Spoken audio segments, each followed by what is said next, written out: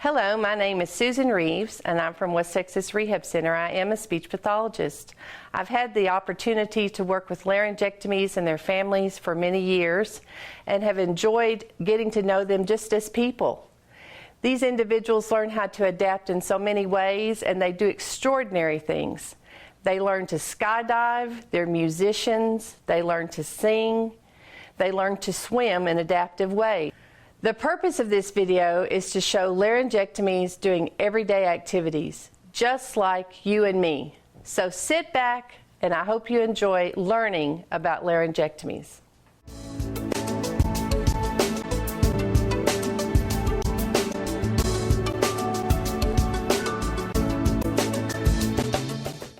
As members of the relatively small community of laryngectomees, we wanted to do a video for you that would demonstrate the positive, upbeat sides of being a laryngectomy.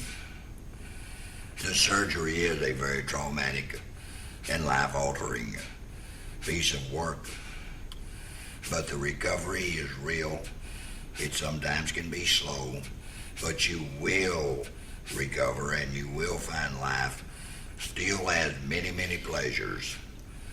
Many things that will make your life happy, perhaps, as you will hear from some folks, even happier than they were before they had their cancer.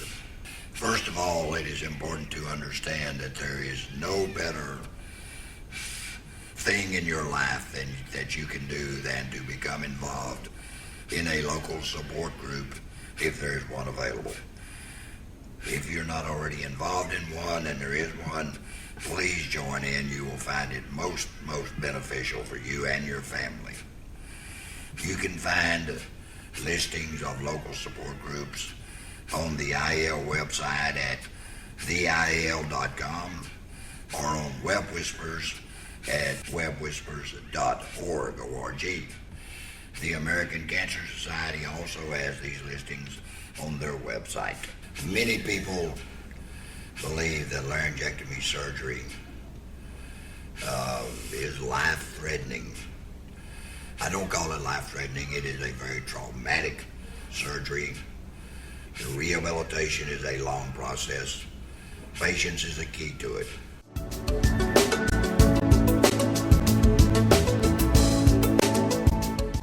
We don't want to get bogged down in the medical complexities of your surgery, the details of what happened to you, but we do need to be sure that we understand what happened to your anatomy during the course of the surgery. And here to explain that to you in detail is Dr. Philip Doyle. Dr. Doyle, would you take part here, please? I appreciate it. Thanks, Dave, for the opportunity to talk today. My name is Philip Doyle, and I'm a speech-language pathologist. I've been a speech-language pathologist for 31 years, and most of my work has been in the area of laryngectomy. Very briefly, I'd like to tell you about what a laryngectomy is. First of all, the entire voice box is removed.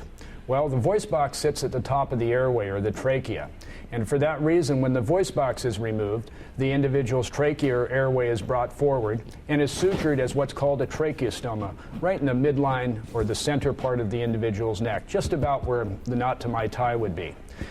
Because a laryngectomy involves this kind of reconstruction, the oral cavity and the food tube, or the esophagus, are now separate from the airway. So the individual who undergoes a total laryngectomy not only loses their voice, but will often have some changes in the way that they can eat and swallow, and then also some very prominent changes with one's airway. Because one has now the airway forward, things like showering, things like swimming, other activities need to be done with extreme care because it is an open airway.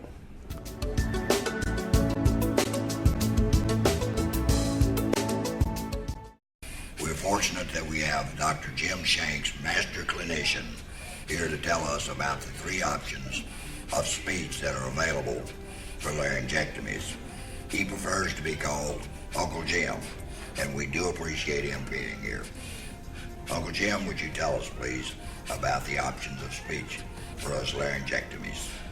There are three primary ways of doing it, and each one of them has its adherents and its advantages. Now, historically, the oldest is the burp and talk, esophageal voice. Esophageal voice means that instead of using your voice box, when the surgeon took out the larynx, he also took out your voice box. No voice box, no voice. So now you have a substitute. But the substitute is basically, for esophageal voice, is simply a matter of drawing air into your food tube instead of your air tube. The next alternative, in terms of a voice option, is the electrolarynx. And historically, they've been around for 50 to 60 years, but not really good ones. There are more choices now with the electrolarynx than there ever were before. The third one is the more recent one, only in the last 30 or 40 years, TEP. And the point on that is merely this. You're using the trachea, and the trachea is right where your voice box was, and the top of that was now a hole in the neck. And the surgeon makes a tunnel right through that, going back into your food tube. So it's trachea, esophageal, and first you have to make a puncture, and then you put in a prosthesis. Now that these details are out of the way, let's get to the good stuff. What is arguably of the utmost importance when one comes out of laryngectomy surgery is the question of, will I ever be able to speak again? The answer to that is a resounding yes, you will. Let's get on with it.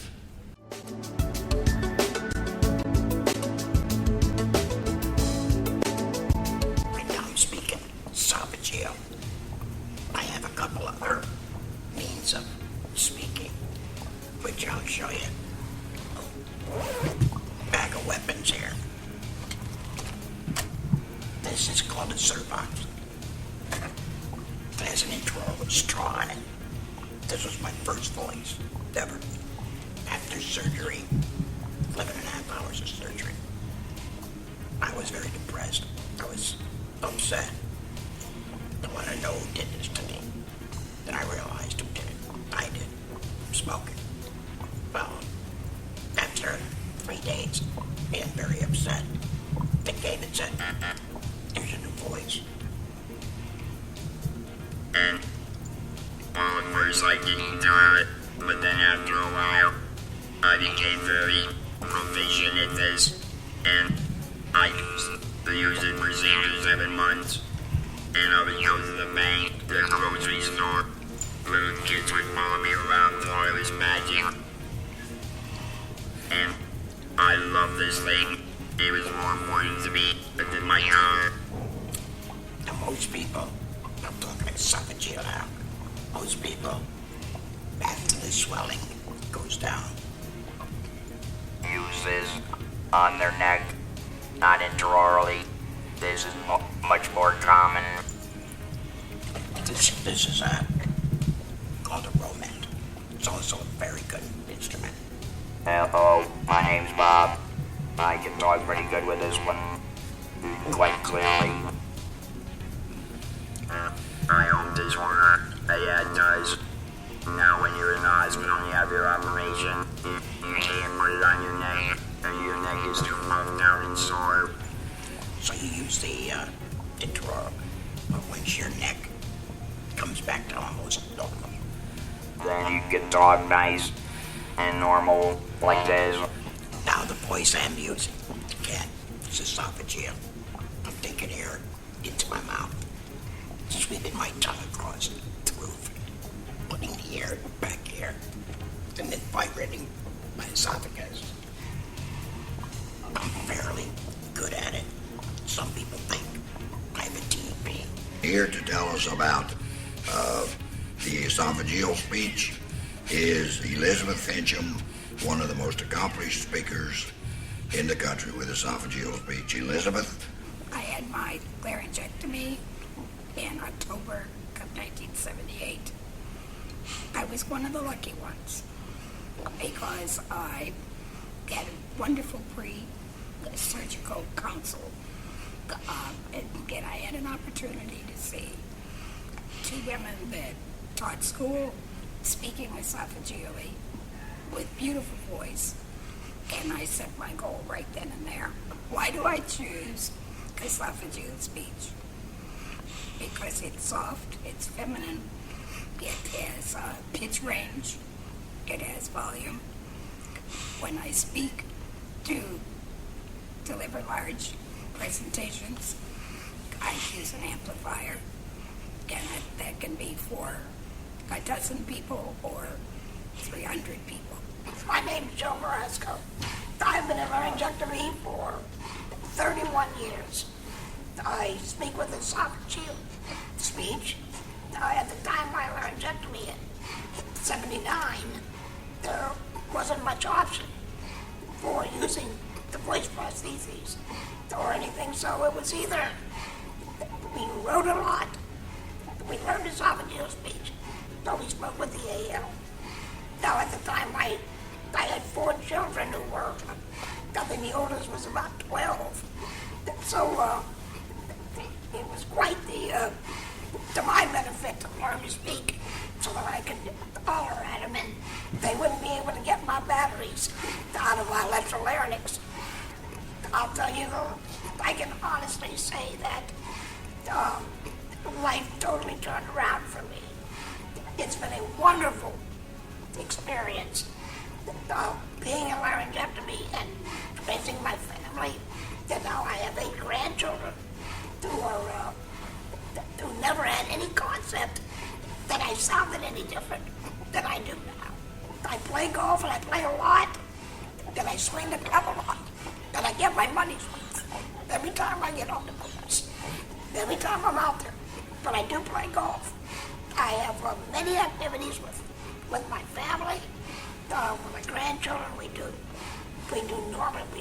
We make a yearly cruise. And Tony Talmadge has joined us to also tell us about his electrolarynx voice. Tony, thank you for joining us. Come on up. Well, as Dave said, being a laryngectomy doesn't mean it's all over. As a matter of fact, it's a brand new life after that.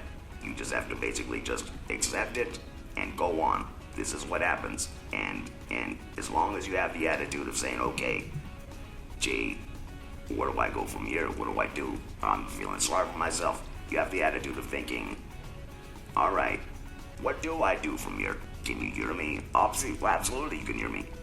Because of the fact of technology. Technology is out there. You can always speak. You'll be able to communicate without any problem whatsoever.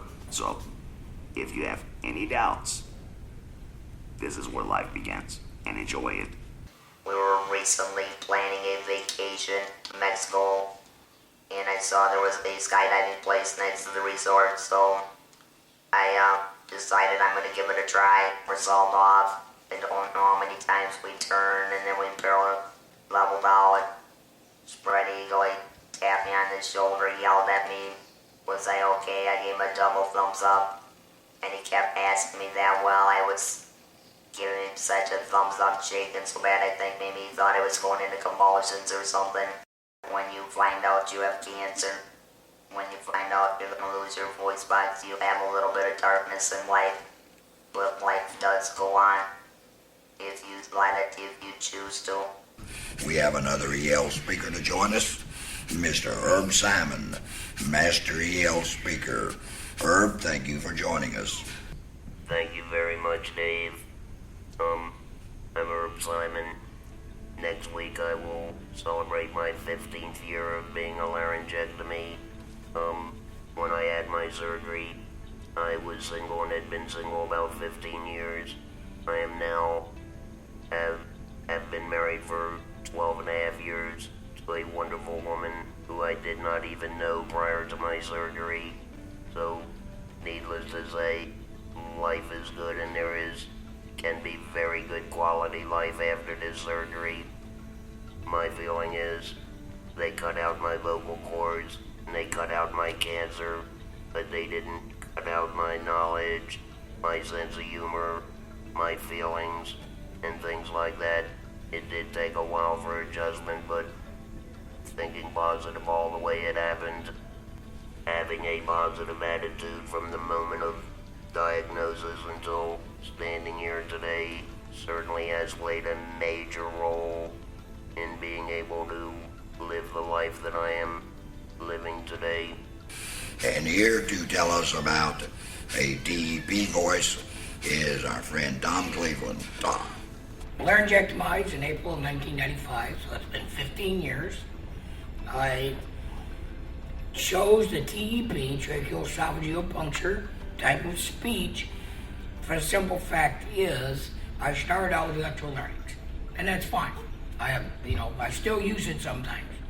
But now, when I had a chance to go to the tracheoesophageal speech, it was much simpler, much easier, and I sound good. I love my voice. I really love my life. It has to slow me down? I don't think so. I used to do a lot of water skiing. Of course, I can't do that anymore, but I still do swim. I love to swim. I don't do a lot of it, but I do like to swim. I still fish. I still get in a boat. I just enjoy it. The kids, the grandkids think it's really cool. I have the grandkids sit on my lap, and the little guy, one of my younger ones, Wesley, I pushed my button and said, "Talk, Grandpa." That's why I talk. So it has been a lot of fun. Now it hasn't been a walk in the park, but it's still been a lot of fun. We don't want to focus on the negative. We want to stay on the positive side, and the positive side is things get better.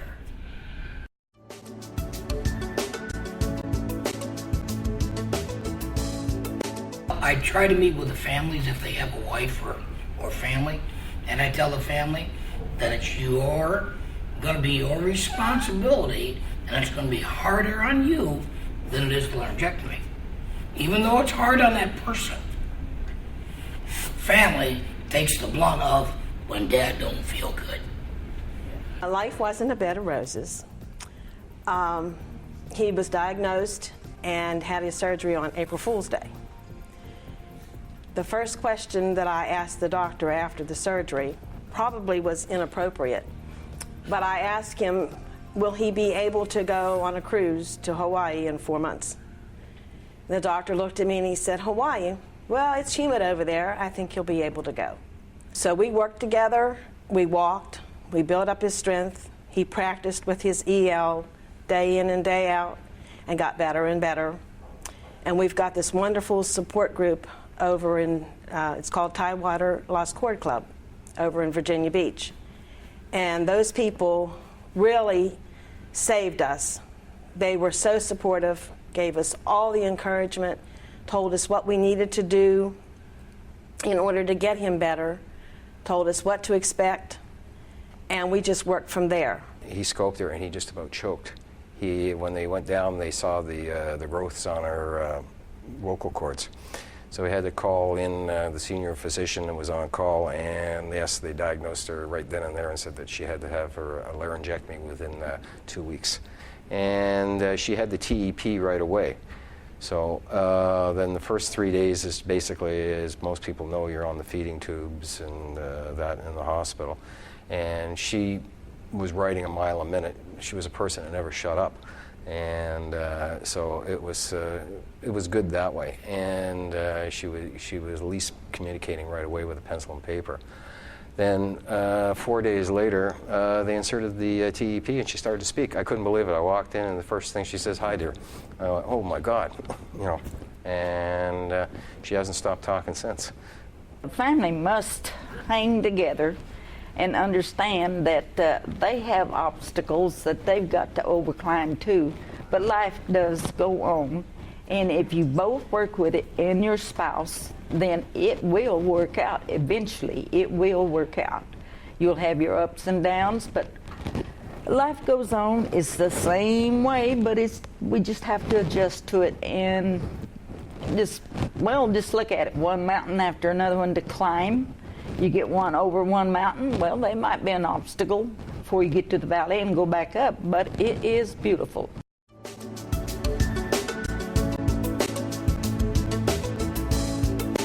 It is also very, very important to not get discouraged. Life will be different, but there are many upsides to some of these changes. You can take in the good aromas and totally disregard the bad odors in your life. Another great advantage of being a laryngectomy is that if you snored before your surgery, you will no longer snore. This probably won't be told to you by your medical team. However, it would have been nice if they had told your spouse about it, because you know, when you first go home and the first night, your wife or your husband wakes up and doesn't hear that loud roar, and she can't even hear you breathing, and screams because she or he thinks you're dead because you're not snoring. There is another condition that we all should be aware of, and I personally learned it the hard way. Because you no longer have the normal resistance to your breathing generated by your upper respiratory system, your nose and nasal passages, you will find that you will become short-winded if you do not exercise. So I recommend that whatever you do, take up as much physical exercise as you're comfortable with and stay with it. We also have to be mindful, and this is because of our loss of smell, that we have to be become adjusted to recognizing or being cautious of dangerous situations. Don't get caught in a room full of chlorine, Clorox. My wife will often mop the kitchen floor with Clorox. I leave the house. I wouldn't know it until it burned my trachea, then it's too late. So be mindful of those things. What was your favorite activity? In all likelihood, be able to continue with those same activities once you've regained your physical strength.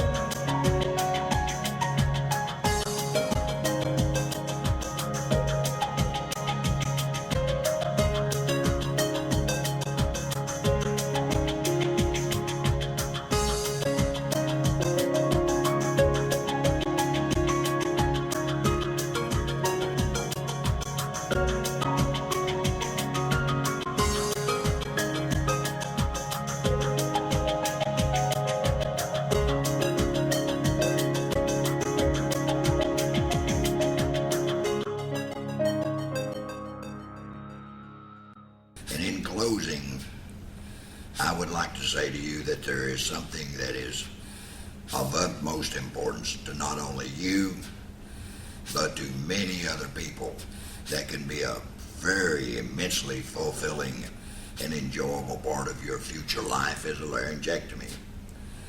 And that is participation in talking to groups of people, particularly school children.